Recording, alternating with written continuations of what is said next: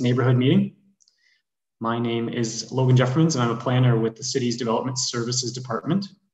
The focus of tonight's meeting that you're all here for is a currently proposed application for a zoning bylaw amendment and site plan approval application at 284 and 286 Dunlop Street West and 119 and 121 Henry Street in Ward 2.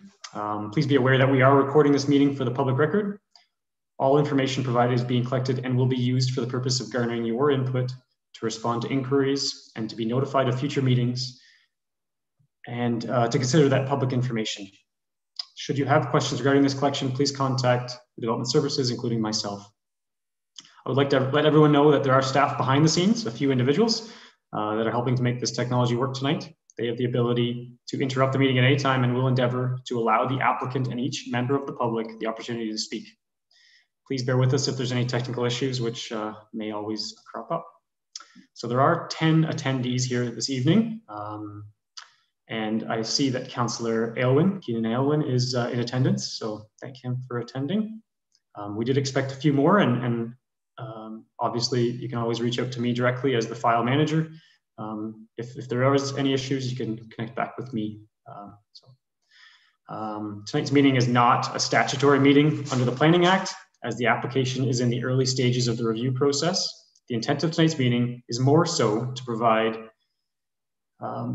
members of the public with an opportunity to become familiar with the development application and the planning review process that we're undertaking at this time, and also to help the applicant provide some questions and feedback on their proposal. So what can you expect? A presentation from the applicant's representative describing the proposal, a brief overview of the city's review process and timing, an opportunity to ask questions of either the applicant or city staff, myself, and provide comments or identify concerns with the application. What you shouldn't expect at this time is a city staff recommendation on the application or a detailed analysis on the proposal. This will occur later in the process. You also shouldn't expect a debate on the merits of the proposal between city staff and the applicant.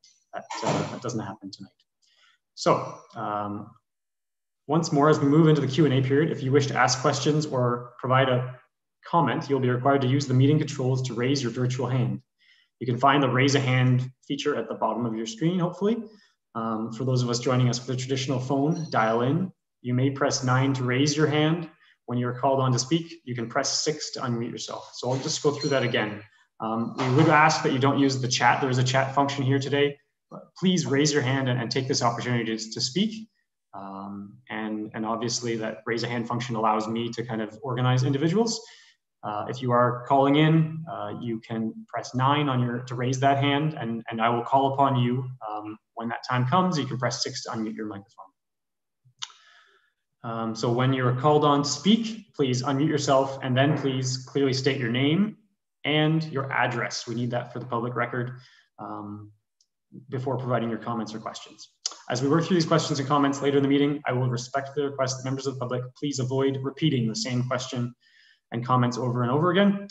I understand that they are very likely common issues that do raise concerns amongst people's minds, but I would just ask that you be respectful of everyone's time this evening, and please kind of keep those comments to a minimum. Once a question is asked, it will be recorded by ourselves and the applicant, and they will have to address it moving forward.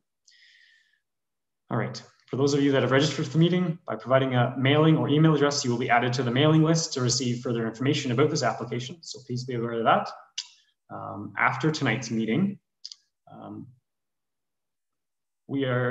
just like to identify that after tonight's meeting, we will move into the next steps of this process. So we are currently in that early stage, the initial stages of the process. The application has completed some pre-consultation, technical review with a variety of internal city staff and external agencies, with the expectation that an application will be coming shortly. After tonight's meeting, the applicant will need to incorporate comments received from this neighborhood meeting and make a presentation through a public meeting process before the Planning Committee and Council. The formal submission will be reviewed with comments received from the city's technical departments and external agencies, as well as consideration of the public, your input. The neighborhood meeting is established early in this development process by the city to ensure local concerns are incorporated or addressed through the city's review. Following tonight's meeting and review of the formal application, there will be a public meeting with council scheduled in the future. The public meeting is a statutory requirement under the Planning Act, Everyone who registered for tonight's meeting, as well as all property owners within 120 meters of the subject property, will be notified of that public meeting. The public meeting will be held virtually, at least at this time, that's what's scheduled, similar to tonight's meeting. At the public meeting, the applicants will present the applications to council and again, answer questions. At the public meeting, applicants generally identify that a neighborhood meeting has been held and provide an overview and response to the issues and concerns identified in tonight's meeting. Members of the public will again have an opportunity to provide either verbal or written comments at that future meeting. Following a public meeting at a later date, staff will continue the technical review process associated with the applications, and the applicants may make necessary revisions to the development proposal. Once the review process has concluded, a staff recommendation report will be brought forward to council for their consideration. All comments received through the review process, including those received at the neighborhood and public meeting, will be identified and addressed in the staff report and will form part of the staff's recommendation on the application. A staff report for the application will likely only be brought forward to council sometime later this year or depending upon the applicant's timelines. I will move forward with the applicant's presentation. As mentioned, the application will be presented first, followed by a question and comment period. Tonight's proposal, hopefully you've all been able to review the city's proposed development website, but the proposed development includes a 16-story mixed-use development with 132 residential apartment units, ground floor commercial space, and underground parking. The proposed application will seek a zoning bylaw amendment to change the zoning from general commercial and residential multiple dwelling first density to a mixed-use node. All right, so I will now hand the meeting over to Corey Chisholm of MHBC Planning, who will share his presentation on the proposed development. Thanks, Logan. I'll share my screen now. Perfect.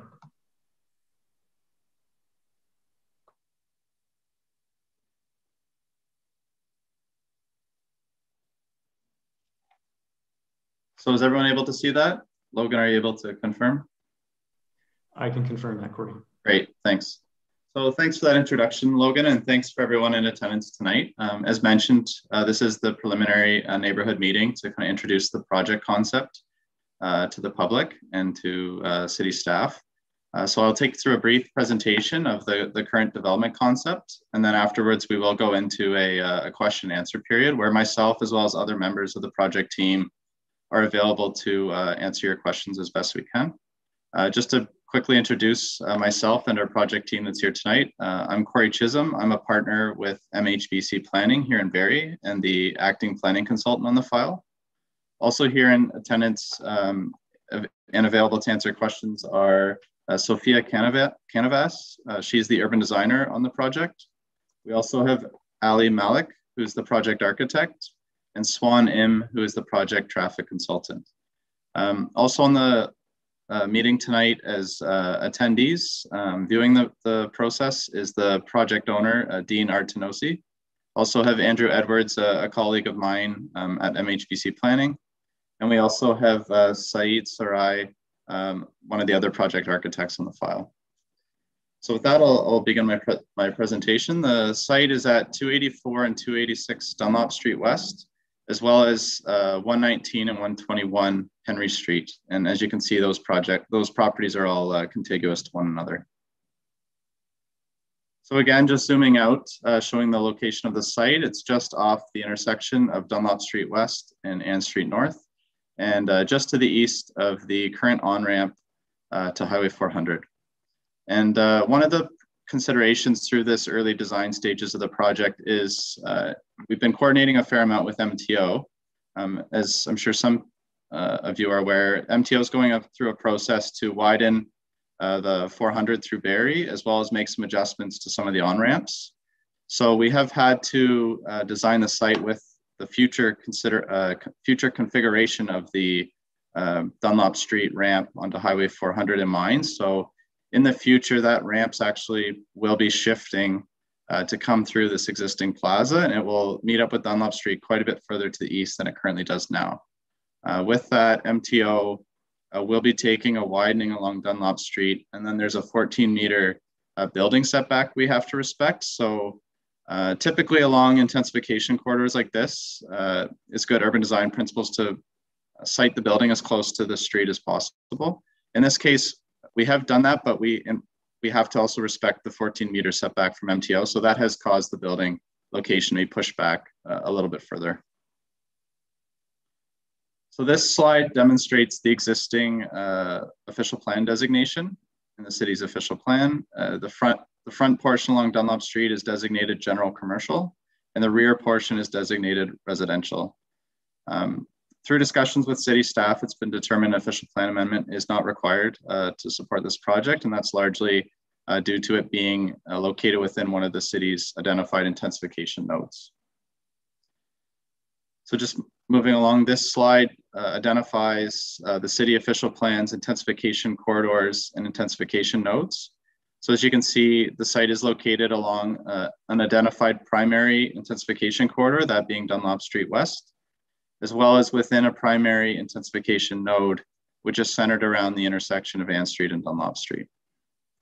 And what those intensification corridors and nodes are meant to facilitate is, in the city's long-term vision, they're looking to intensify along these major corridors in the hopes to also improve public transit use as well in the future. So those intensification corridors, they're kind of like spokes radiating out from the city center. So currently the city has 5 of those corridors, those being Duckworth Street, Bayfield Street, Dunlop Street West, Essa Road, and Yonge Street.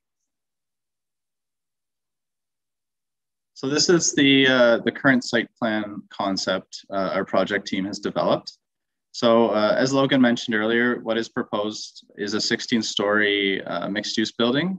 Currently envisioned is 132 rental apartment units with ground floor commercial. And the site is designed to accommodate that future MTO ramp configuration. So on here on the site plan, this kind of curved line represents the future MTO road widening. It's quite a bit wider than it exists currently today on Dunlop Street. And then we've had to site the building a minimum of 14 meters back from that line. Now we are able to locate parking and other uses that aren't necessarily permanent within that MTO setback. So currently we do have parking located there in front of the building, which is able to be used in the short to future term. But if in some event in the long distant future, the MTO widen this further, those parking spaces may need to be eliminated. And here's a side profile of the proposed building. So some of the urban design elements that have been incorporated so far is to incorporate a podium design, which is one of the design concepts the city looks for within the urban design guidelines. The intent of that is to try to keep the building as pedestrian scale friendly as possible. And moving up, you see there's also additional step backs that have been incorporated into the front and rear of the building. Additionally, what you can see here is the parking areas. So there is some covered parking on the ground floor at the rear of the building, as well as surface parking area at the rear. And then the large majority of the parking is located underground in the first and second underground parking level, as you can see.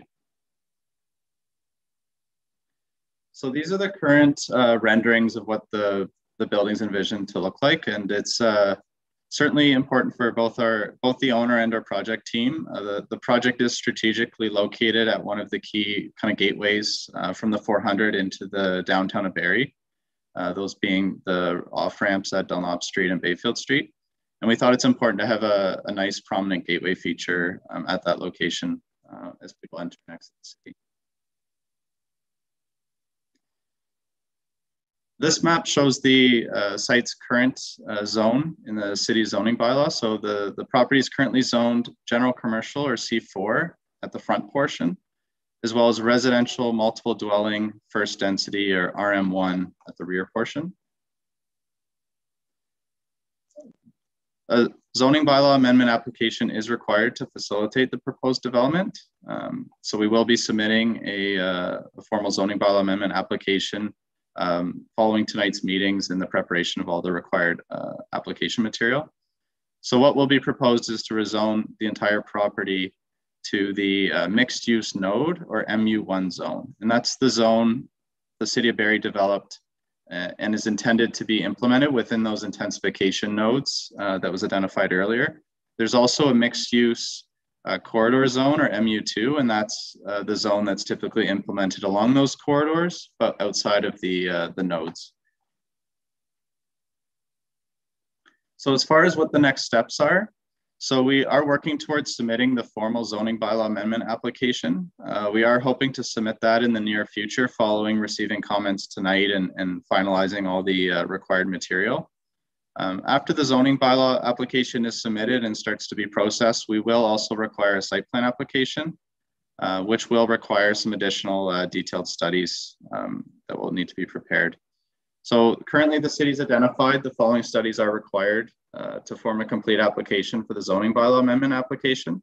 And these studies are underway. Those are a planning justification report, a shadow study, an urban design report, a wind study, a functional servicing report and stormwater management report, a geotechnical report, a hydrogeological report, a traffic impact study and parking needs study, as well as a tree preservation and inventory plan.